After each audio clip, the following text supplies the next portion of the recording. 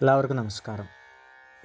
ഇന്നത്തെ ശുഭചിന്ത: ചിരിക്കുന്ന മുഖവും പിഴയ്ക്കാത്ത നാവും വേദനിപ്പിക്കാത്ത വാക്കും ചിന്തിക്കുന്ന നല്ല മനസ്സും ഉണ്ടെങ്കിൽ ജീവിതം മനോഹരമായ ഒരു കവിത തന്നെയാണ്. കാണാനും കേൾക്കാനും ആസ്വദിക്കാനും കഴിയുന്ന മനോഹരമായ കവിത. കരുണ, എളിമ, ലാളിത്യം, വിനയം എന്നിവ കൊണ്ടുള്ള ചിന്തകൾ നല്ല വ്യക്തിവികാസത്തിന് കാരണമാകുമ്പോൾ പക, കോപം, കുശുമ്പ്, അസൂയ എന്നിവ കൊണ്ട് മുളപ്പിച്ച ചിന്തകൾ ദുഷ്ടമനസ്സുകളെ വാർത്തെടുക്കുന്നു.